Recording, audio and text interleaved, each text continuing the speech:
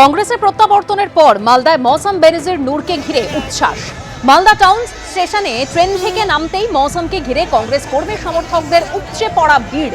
Station থেকে বেরিয়ে road show করে দলীয় সভায় পৌঁছন মৌসম বেনজির নূর।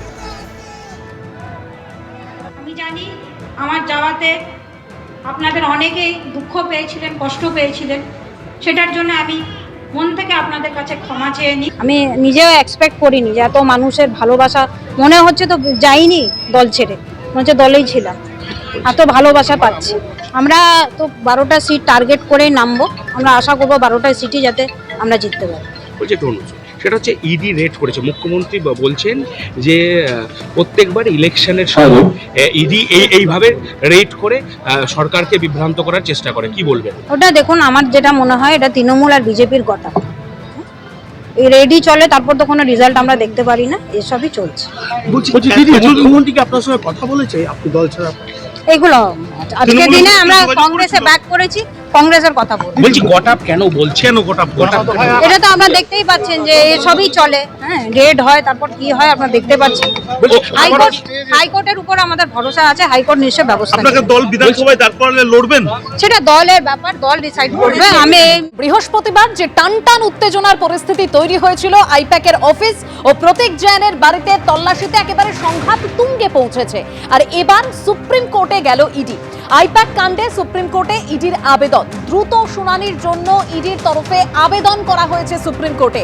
কলকাতায় আইপ্যাকের অফিস এবং কর্ণধারের বাড়িতে ইডির তল্লাশি, জরুরি ফাইল, হার্ড ডিস্ক ও মোবাইল ফোন ছিনিয়ে নেওয়ার অভিযোগ মমতা বন্দ্যোপাধ্যায়ের বিরুদ্ধে। আর এই গোটা পরিস্থিতি নিয়ে অধীর রঞ্জন চৌধুরী, কংগ্রেসের প্রাক্তন সাংসদ, কি বলছেন শোনাবো। কোথায় কি হাতে কলমে পাওয়া যায়, এইসব দরখাস্তই হবে এখানটায়। এ তার বিরুদ্ধে দরখাস্ত করবে, ও তার বিরুদ্ধে দরখাস্ত করবে, এই দরখাস্তের প্রতিযোগিতা চলবে। আর এফআইআর এর প্রতিযোগিতা, ডায়েরির প্রতিযোগিতা চলবে, হাইকোর্টে প্রতিযোগিতা চলবে। তাও তো ভাগ্যি বলে এখনো বাংলার মুখ্যমন্ত্রীকে উকিল হিসাবে যেতে দেখিনি। এরপরে বাংলার মুখ্যমন্ত্রী উকিল হিসাবে যখন যাবে হাইকোর্টে, তখন আরেকটা নাটক হবে। এই কয়লা চুরি কাণ্ডে, এই বাংলার লুটের কাণ্ডে গোটা পার্টি জড়িত, খোকাবাবু জড়িত। তাই ইডি সিবিআই তদন্ত নিরপেক্ষ হলে খোকাবাবুর বিপদ বাড়বে। অধীর চৌধুরীর বক্তব্য আপনারা শুনলেন, তিনি তৃণমূলকেই নিশানা করছেন সরাসরি। আর গতকাল আমরা জানি হাইকোর্টে এই সংক্রান্ত মামলার শুনানি স্থগিত হয়ে যায়। আগামী 14ই জানুয়ারি হাইকোর্টে এই মামলার পরবর্তী শুনানি রয়েছে। কুণাল ঘোষ তিনি কি বলছেন এবার শোনাব। ভোটের সময় জানুয়ারি মাসে তোমরা এসছো এখানে এমন জায়গায় রেড করতে যেখানে তৃণমূলের ক্যাম্পেনের ডিটেল রয়েছে। তো ফলে এই প্রথম প্রশ্নটারই তো উত্তর দেওয়ার কিছু নেই ওদের কাছে। এই 5 বছর তোমরা ঘুমোচ্ছিলে, আর যে সালে এই মামলা দায়ের হয়েছে সেই সময় এই আইপ্যাকের যিনি মালিক ছিলেন তার বাড়ি যাননি কেন? কেন প্রতীকের বাড়ি, যার বাড়ি, যার অফিস, যার দায়িত্বে তৃণমূলের ক্যাম্পেইনটা হচ্ছে, তো ফলে ওরা এইসব গল্প লিখে ওখানে হাজির হয়েছে, বাকি দেখা যাবে, যা যা উত্তর পাওয়ার ওরা পাবে। আর ঠিক যেরকম আপনাদের বলছিলাম যে আইপ্যাকের অফিস এবং কর্ণধারের বাড়িতে ইডির যে তল্লাশি, তা ঘিরে সংঘাত একেবারে চরমে পৌঁছেছে। 7 নম্বর লাউডন স্ট্রিটের বহুতলের সিসি ক্যামেরার ডিভিআর বাজেয়াপ্ত করে পাঠানো হলো এবার ফরেনসিকে। ওই বহুতলের ফ্যাসিলিটি ম্যানেজারকেও নোটিশ পাঠিয়েছে পুলিশ। ঘটনার দিন সকালে কারা কর্তব্যরত ছিল তাদের নামের তালিকা এবার পুলিশ জানতে চেয়েছে। পরিচারিকা সহ বেশ কয়েকজনকে জিজ্ঞাসাবাদ করে বয়ান রেকর্ডও করেছে পুলিশ। ইডির যে টিম ওই দিন অর্থাৎ বৃহস্পতিবার তল্লাশিতে এসেছিল, সেই টিমে কারা ছিল, কতজন সিআরপিএফ জওয়ানকে সঙ্গে নিয়ে ইডি তল্লাশিতে এসেছিল, কোনো ফরেনসিক এক্সপার্ট ছিল কিনা ইডির কাছে এবার জানতে চাইবে পুলিশ। সকাল 6টা থেকে তল্লাশি শুরু হলেও সকাল 11:30 ইডির তরফে থানাকে ইমেল করে জানানো হয়, এরকমই দাবি করেছে পুলিশ। যে ইডি আধিকারিক থানাকে ইমেল করেছিলেন তাকেও নোটিশ পাঠানো হবে, এরকমই পুলিশ সূত্রে খবর। ফ্ল্যাটের ভিতরে ঠিক কি পরিস্থিতি তৈরি হয়েছিল জানতে আইপ্যাক কর্ণধার এবং তার পরিবারের সদস্যদের বয়ান রেকর্ড করবে পুলিশ। যখন সিআরপিএফ আধিকারিকরা পুলিশকে বাধা এবং ধাক্কা দেয়, তখন কর্তব্যরত কয়েকজন পুলিশ কর্মীর ইউনিফর্মে বডি ক্যাম ছিল, এটাই পুলিশ সূত্রে খবর। সেই সব বডি ক্যাম ফুটেজ পরীক্ষার কাজ এবার শুরু করলো পুলিশ। আর আইপ্যাকের অফিস থেকে তথ্য সংগ্রহ করেছে police. Godrej water side building এর এন্ট্রি ও এক্সিট পয়েন্টের সিসিটিভি ফুটেজও সংগ্রহ করেছে বিধাননগরের ইলেকট্রনিক্স কমপ্লেক্স থানা। গোদরেজ ওয়াটার সাইড বিল্ডিং এর 11 ফ্লোরে অর্থাৎ 11th ফ্লোরে গিয়েছিল পুলিশ। সিসিটিভি ফুটেজ ও নিরাপত্তা রক্ষীদের বয়ান রেকর্ডও করেছে পুলিশ।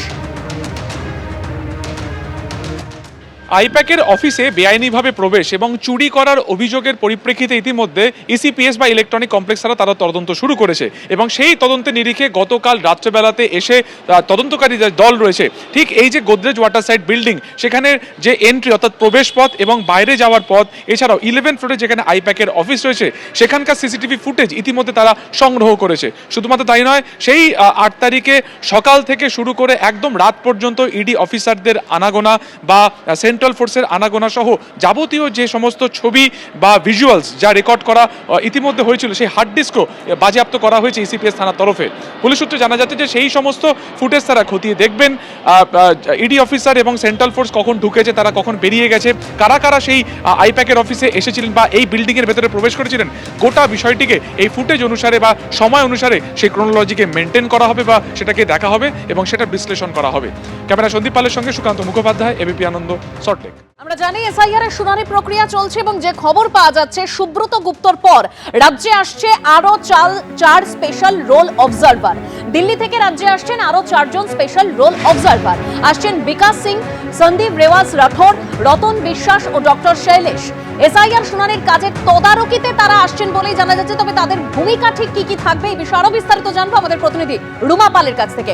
রুমা, দেখো, 4 জন স্পেশাল রোল অবজারভার আসছেন রাজ্যে এবং সেক্ষেত্রে অবশ্যই তার মধ্যে রয়েছেন doctor Shailesh, deputy secretary national health authority, Ratan Biswas, director census operation Tripura, Sandeep Rewaji Rathore, director department of sports এবং অবশ্যই Bikash Singh, department of empowerment of persons with disability. এবং অবশ্যই তারা মুখ্য নির্বাচনী আধিকারিকের সঙ্গে সমন্বয় রেখে তারা রাজ্য পরিদর্শনেও যাবেন এবং এই যে এসআইআর প্রক্রিয়া চলছে তাতে কঠোরভাবে যাতে অনুসরণ করা হয় তাদের সুনিশ্চিত করার জন্য কিন্তু তাদেরকে নির্দেশ দেওয়া হয়েছে।